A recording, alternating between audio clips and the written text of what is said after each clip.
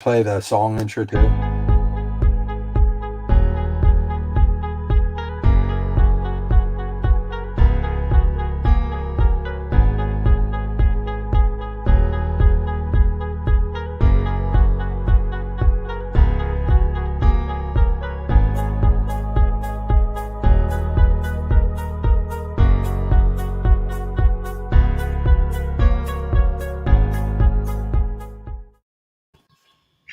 What up? How we doing there, Bearded Grinch? Happy Friday. Happy Friday. I'm doing okay, except for some bombshell news that we're going to get ready to address here. Happening as of yesterday, we weren't able to get it onto the recorded program, so we thought it's important enough that we drop a live show right now and get to talking about it. So without further ado, let's kind of jump into it. The big news, and this is as of 12 hours ago from the Washington Post, so the most up-to-date news that we have, Major League Baseball set to replace Topps with Fanatics in a shakeup of the trading card industry. In a major shakeup of the trading card industry, Major League Baseball has agreed to move on from Topps with their licensing agreement ending after 2025. Topps has partnered with Major League Baseball for over 70 years as an iconic brand and will now be replaced. Additionally, being replaced, they're saying that Major League Baseball, the Major League Baseball Players Association, the NBA and its players union, plus the NFLPA will all have stakes in the new company. Head of the Major League Baseball Players Association, Tony Clark, said in a memo to his members that the agreement with Fanatics would bring the union far more revenue than any previous deal. Huge news. What are your thoughts out of the gate? I think first of all, everyone just needs to take relax. What we have to understand first about this is that this deal, the Players Association deal, doesn't happen for 3 years. The deal with the league doesn't happen for 6, which means worst case scenario, we're still having Topps baseball for 3 years, and we're still, even if we get Fanatics baseball in 3 years, they still don't have the license. So for 3 years, they're going to have to make on-license stuff. What that means to me is that it's inevitable that they strike a deal with Topps. I don't see how a company.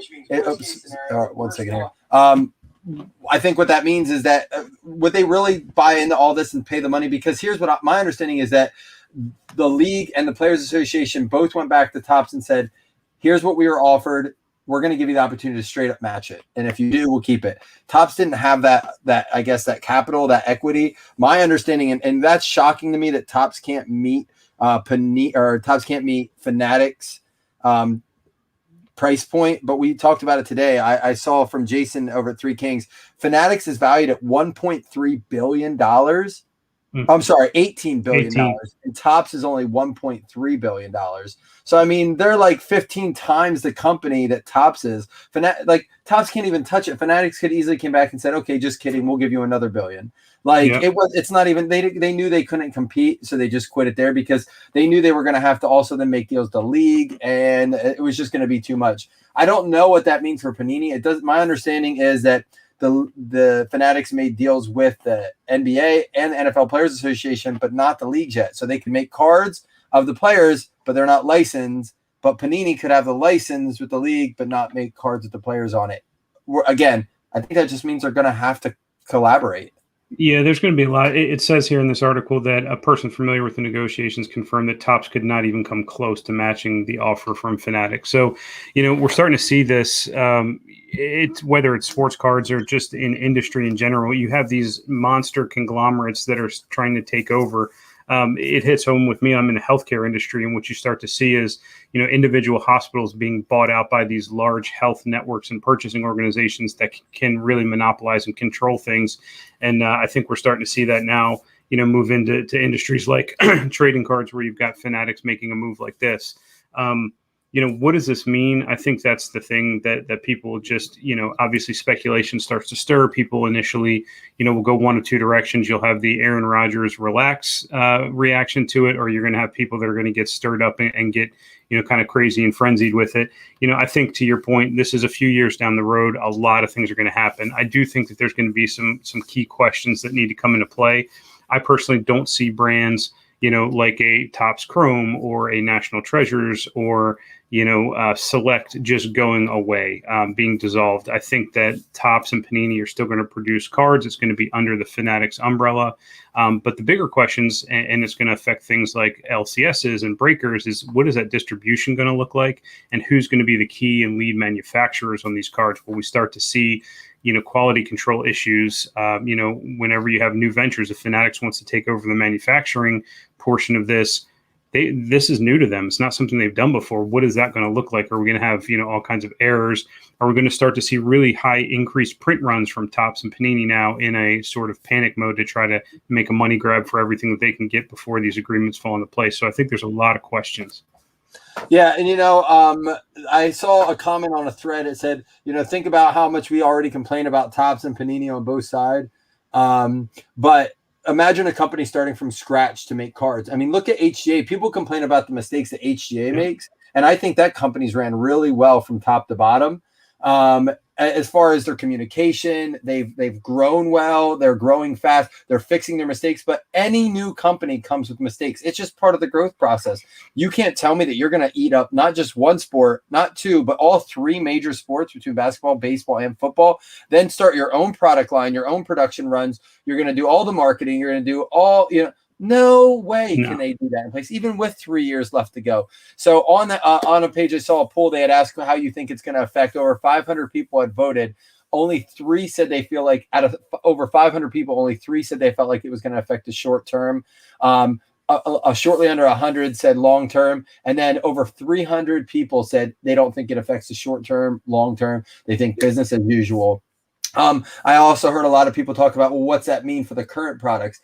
Should we hold it? Should we get rid of it? A lot of people think, I saw a different group talk about, why are Topps Chrome selling for so much? And someone commented, oh, you think it's a lot now? Wait till 5 years when Topps Chrome is gone and people want to go back and have the last year of Topps Chromes. And those rookies at that point are getting hot.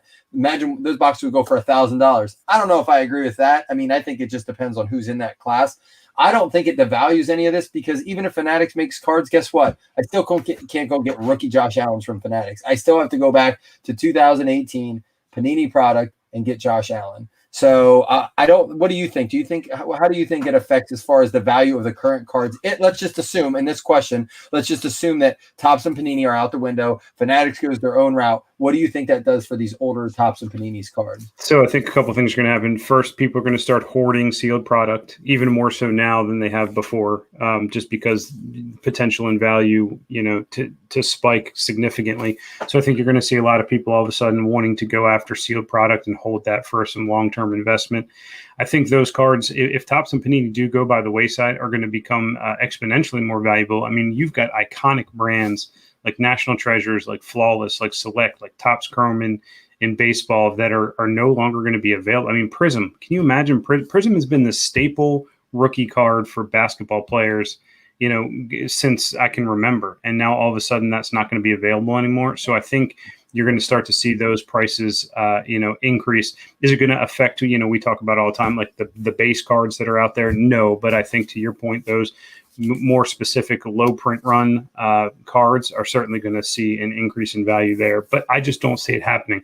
I don't know that you can come in and recreate the industry without a total collapse at some point. Fanatics is not going to be able to scorch the earth, get rid of all of these lines of cards and then start with their own fresh. I don't know if you're going to get traction from the buyers, from old school, guys that have been with Topps forever, the vintage baseball collectors, that's going to certainly rub them the wrong way. And then I think you're going to see, things, from basketball collectors that are used to getting those prisms and things. It's going to affect them and their willingness to just accept the new brand. So to your point, I think there's like so many companies that are out there.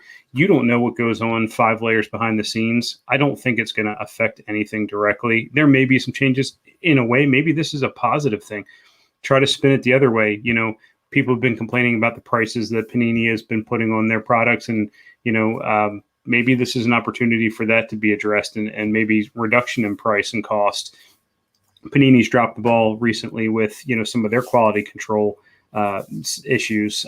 Maybe this is an opportunity for them to kind of right that ship. Fanatics being such a larger company, they're going to have a better infrastructure. They're going to have more people. Maybe this is an opportunity to address some of those flaws.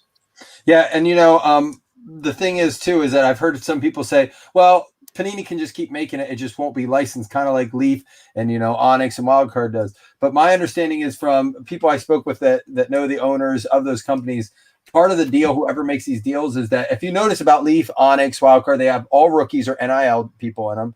And then they'll have like a couple active players. My understanding is they can have up to 4 active players per the agreement. They can't put more than 4 active players. So what this means for people are like, oh, well, now Topps will just make football and basketball will just be on license. Because Fanatics signed the deal with the Players Association, that means they cannot do active players in their product. They can't do active players in Topps or Panini if they're not have a deal. Up to 4 is my understanding. So I don't think they're going to completely just say, all right, we'll keep making things. We'll just put retired players and college players in it. That's what's crazy to me. Now, Panini does still have the deal with the NCAA, unless Fanatics goes after that too. Who knows? I mean, at this point, they just may as well clean it up. But I think that would happen too if they decide to collaborate with Panini and Topps and not go their own route. But again, I can't reiterate this enough. This is a minimum of 3 years till this happens. If you're going to listen to everyone that says the card market will be collapsed by then you have nothing to worry about anyhow. The same people that were freaking out about the card collapsing in 3 years are the same people freaking out about this. Well, it doesn't matter then. They will be collapsed by then, right? So it shouldn't bother you any more than the information you've already received. This aligns right with your fear the first time. So don't freak out any more than you already have. This is aligned right up with it. So, but again, I think this adds value to things like Leaf. I mean, Leaf has grown in popularity. I think Jeremy saying on licensed products, to me, I love it. I loved Wildcard this year. I think it was some of the nicest product we've ripped so far. And at its price point, it's hard to argue with. I mean, when I can open up 5 boxes of Leaf, 4 or 5 boxes of Leaf, and get 2 or 3 top rookies, and I could open one box of Gold Standard the other day, and my best card out of it was a Nico Collins dual patch auto. That was the premier card in it. I mean, I don't know. There's something to be said about unlicensed stuff versus licensed stuff. Yeah, I think one of the things that could happen from this is, the pandemic was, last year, you saw a huge spike in some juice in the market. I think this just maybe provides some juice in the market. I think you start to see, cards start being a little bit more fluid, changing hands, more interest in the hobby. And that's going to be from 2 sides of it. I think you're going to have people that are going to panic, and they're going to panic buy and just want to hold on to some of these cards thinking that they're no longer going to be in existence moving forward. But then I think people are going to seize the opportunity to take advantage of what's going on and the unknown of what could happen. So I think, we're going to see a little bit of, a spike in the overall market. The thing that I have a question for is, if it does dissolve completely and Topps is no longer in the baseball world and Panini loses all of their product, can Topps stand alone with just UFC, NASCAR, F1 racing, the licenses they have there? Well, Topps doesn't have UFC anymore, right? Like, so that was my point. Panini just paid a fortune to get UFC. I mean, they may have UFC. Panini just paid a fortune to get UFC. Topps will still have Formula One. They'll have their garbage pail kids, the WWE. But Topps' big thing wasn't always just cards. Like, they do the candy side of things is just as big of a moneymaker for them. So, and Panini does gaming cards and stuff like that, is my understanding as well. So they both have other branches of their market. And I see Scott just said Russ signed with Fanatics. A lot of people have. These deals that a lot of these players are signing with Fanatics are NFT exclusive deals, memorabilia deals. It has nothing to do with the card deals. When they do these card deals, they go in groups. You like one player, I mean, they could, like LeBron and Michael Jordan's upper deck. You can do that. They're massive deals. Most of these guys are lumped into the Players Association, and they have to follow suit with those. So they can sign autograph exclusive deals with someone and memorabilia deals. Tom Brady just signed an NFT exclusive with Fanatics, but he also still has his deal with TriStar for autograph memorabilia. So there's all these little intricate deals. And that's what I'm saying. This is not all set in stone yet. There's a lot of things that could go into breaking this up yet, but even if it does go through, again, it's 3 years out. So we don't know how the market's going to even completely change before then.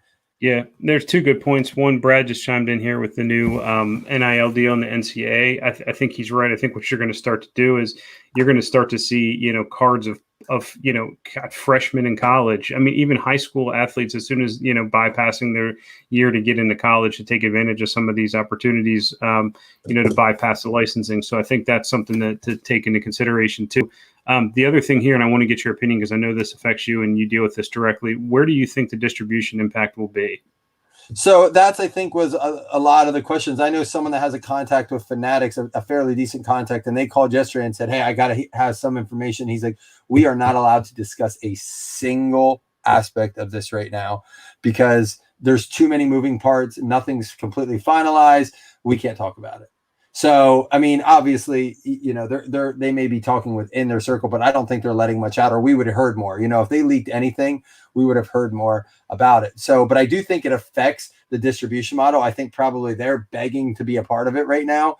But again, I just don't know what that looks like because Fanatics can't take on, again, production, creation of the products, the physical production, the marketing of it, the card design aspect of it, then the distribution of it. That is so much to take on for 3 sports at a time and not have massive errors. So I think you're going to see eventually them, like Jeremy pointed out earlier, he thinks it's going to be Topps and Upper Deck. Some people think they'll buy one of the Topps or Panini and go from there. Who knows? I don't know. I mean, I think time will tell. I think overreaction is the worst thing we can do because as people, we build these things up in our head and we let them run amok and we go crazy on it. But the fact is, Jeremy's got a point here. Fanatics does have a fantastic distribution system, no doubt about it. And they're completely online, from that perspective. And they do a great job from the distribution model. I think what we're talking about is 2 different things. Number one is the mid-tier, right? So not the distribution channel from Fanatics, who will now be kind of dual head,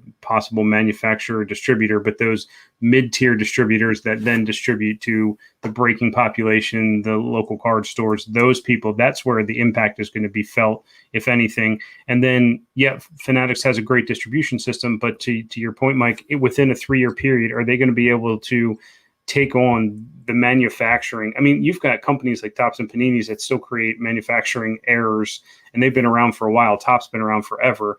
To have a brand new company try to take on all of that with all of these sports, are we now going to start to just see, instead of 25 different variations of cards every year and different brands within the Panini name, is it going to just be 3 or 4 cards that you're going to get each year? Jason and I have talked a lot about this. He thinks that there's an opportunity for them to piece off each of the sets. Like if before the whole Fanatics signed everything, we thought what might happen is that, and we saw something like this coming. This isn't a completely shock factor. I think the fact that it happened so fast and with all sports at once is a little bit of a shock factor. And again, they haven't made deals with the league yet. Right now, it's only baseball do they have a deal with the league and the Players Association.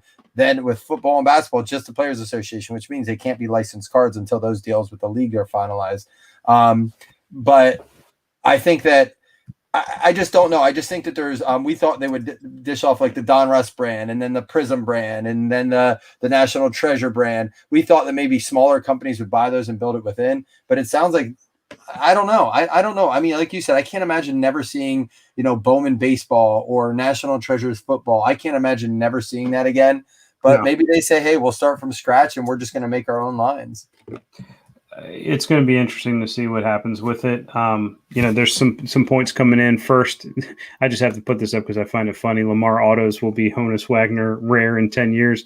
He isn't signing, and he hasn't signed with any company. I'm wondering if that's ever going to come, but he also has to win a couple Super Bowls for anything to happen. So Fanatics selling directly to breakers. So will breakers have accounts? That's a great question. Do they cut out the middleman at this point and just sell direct? Yeah, I mean, why not do that with everything online now? Why not just go directly to the source? Who knows? I mean, that's the thing. Time will tell. We just wanted to hop on here. We're actually going to drop our full. We recorded yesterday around like 11 a.m. or so. Or no, it was at 1 p.m. yesterday. We recorded, and then this news broke probably 3 hours after our recording. So I called Chris. I'm like, dude, we can't go without doing something on this today. So we're going to drop our show right after this. So you can tune into that. But the reason we don't address this on the show at all is simply because this came out like last night. And of course, it took the card world by storm. Immediately, PWCC couldn't be more thankful for this news because it got brushed under the rug so fast. No one's even talking about PWCC. So Yeah, man, just continue to share your thoughts. Again, don't freak out. That's my biggest thing with this, because either way, it's 3 years down the road. We have a lot of good cards coming out before from now till then. We have a great football season coming up, obviously. So I think we need to all just enjoy the hobby and not freak out too much, because so much could even change before this deal's even finalized. So we just wanted to hop on, I think, and kind of address those main talking points on this. Chris, what else do you have to share about this? Anything else? No, I think we're just going to have to watch it unfold and see what happens. I think the next few weeks are going to be a little bit telling as some details emerge. And I think, to your point, everybody just needs to kind of take a chill pill, relax a little bit, and just see it unfold. It's not going to affect anything in the immediate. We got a couple of years before anything really starts to happen. So a lot's going to change. Just, as far as the hobby's concerned, stick to what you're used to doing, stick to what you love. Don't allow this to veer you too far one direction or the other. Don't speculate and all of a sudden throw all your money into sealed product thinking that that's going to be a huge long-term investment. We just don't know what's going to happen. Outside of that, to your point, new shows dropping as soon as we get off of here. It's all about perceptions versus reality in the sports card world. There's a lot of things out there. So interested to see, what your thoughts are after you listen to the show. For those of you that are on here, we are setting a challenge out there.